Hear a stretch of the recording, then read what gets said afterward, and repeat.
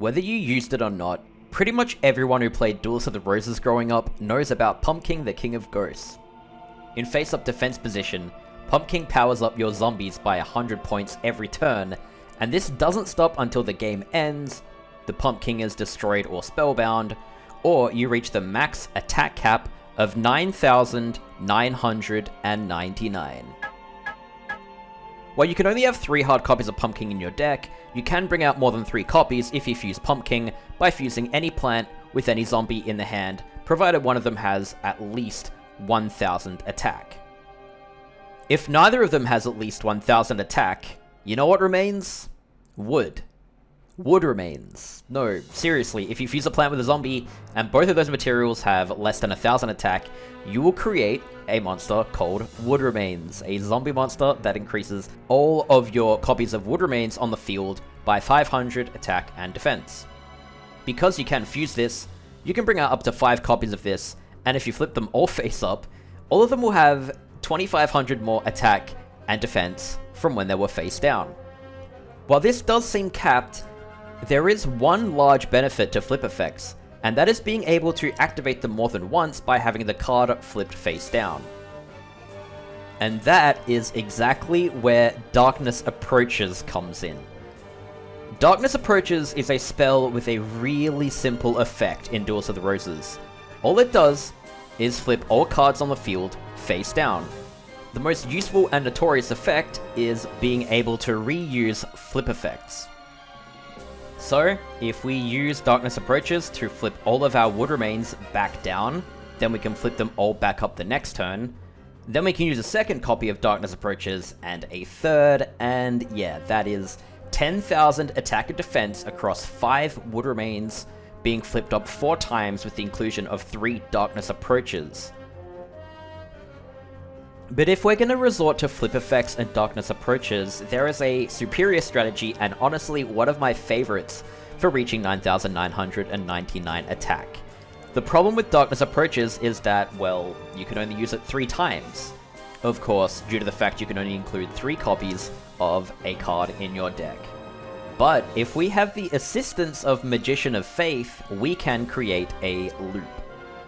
Magician of Faith has its own flip effect that revives any spell or trap from either graveyard. So if we flip it up to revive a Darkness Approaches, then we can activate the Darkness Approaches to flip the Magician of Faith back down to use its effect again, and of course just continuously loop this until our opponent actually does something to stop this. Obviously this in and of itself doesn't really accomplish anything, but what I really want to emphasize is recurring Darkness Approaches to abuse flip effects. So you might be thinking, sure, we're going to have 4 Wood Remains on the field and 1 Magician of Faith infinitely duping Darkness Approaches, and no, that's not what we're doing at all. We're going to use a monster that has an even more powerful flip effect buff, and that monster is Mystical Elf. Mystical Elf boosts all light attribute monsters on the field by 800 attack and defense, rather than 500, which does accelerate this process to more than 1.5 times the speed. Like Pumpking and Wood Remains, it also can be fusion summoned in the hand by fusing an elf with a fairy or a light spellcaster.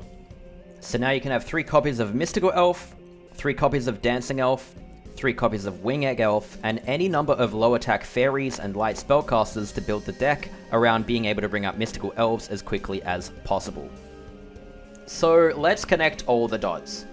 Remembering that we're capped at having 5 monsters on the field, instead of having Magician of Faith and 4 Wood Remains, and a recurring boost of 2,000 each turn, we have a Magician of Faith and 4 Mystical Elves with a recurring boost of 3,200 each turn, which makes maxing out our attack a turn faster in comparison after we're set up.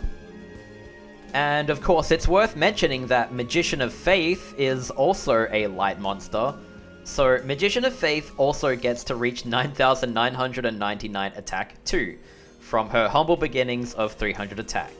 She definitely deserves that after all the hard work she's done for us. And with this synergy, you can build a whole deck around this too. Female monsters, light monsters, having lots of power-up options, including the 3 female power-ups, on top of Bright Castle. Book of Secret Arts. This has to be my personal favorite 9,999 attack strategy in the game, and I think that most people overlook it due to the simplicity of Pumpking in comparison, but this is much more creative and interactive, making it a lot more fun in my opinion. But there is one more way to reach 9,999 attack pretty simply with the power of a flip effect, and this is the flip effect of Muka Muka. Muka Muka is a humble rock monster that gains 300 attack and defense for every single monster in your graveyard. Now that doesn't seem like a lot, but trust me, it is. This flip effect is so powerful that you don't even need Darkness Approaches to reach 9,999 attack. Because of the base attack of 600, if you do the simple calculation, we need 32 monsters in the graveyard, and then Muka Muka's attack will reach the max when it's manually flipped face up. Considering you are only allowed to have 40 cards in your deck total, 32 monsters may seem quite steep, but you can generate more monsters than your deck contains by fusing monsters together to create another monster. When you fuse 2 monsters to create one, you send 2 monsters to the graveyard, and then you play a third monster that could be sent to the graveyard. If we chain a whole bunch of fusions in the hand, then instead of just dumping 5 monsters to the graveyard, we keep generating and sending more monsters to the graveyard. By having a deck which has a bunch of really low attack monsters that have a lot of fusion options, and just chaining fusions and fusion climbing from the lowest attack to the highest attack fusion in the hand, we can have dozens of monsters in our graveyard within the few opening turns, and just simply attack once with Muka Muka. So here we go, we've got over 32 monsters in the graveyard, and we're just gonna attack with Muka Muka, it's gonna power up, and yeah, GG.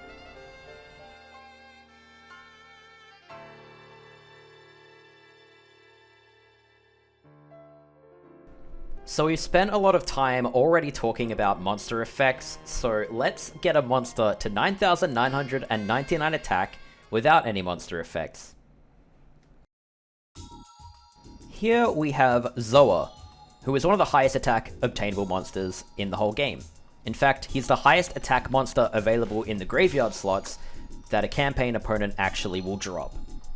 He has 2,600 attack, and he's a fiend monster, meaning he has a lot of power-up options. He's also horned, so he has Horn of the Unicorn available as a power-up too. So if we count 3 copies of all 3 of the fiend power-ups, 3 copies of Horn of the Unicorn, 3 copies of Dark Energy that works on all dark monsters, and 3 copies of Megamorph that works on all monsters in the game, we actually can achieve 9,999 attack just by stacking all of our equips on Zoa. You can use things like the leader ability bonus to boost your nearby fiend's attack and defense, terrain bonus from Yami to raise its attack and defense, and even other monster effects such as Castle of Dark Illusions, but you don't need it, and we can actually reach 9,999 attack and 9,700 defense on Zoa just by stacking it with all the applicable equip cards that boost its attack and defense. Not really a strategy in and of itself, but I did just want to prove that you can reach 9,999 attack without using any monster effects in case anyone was actually curious about that.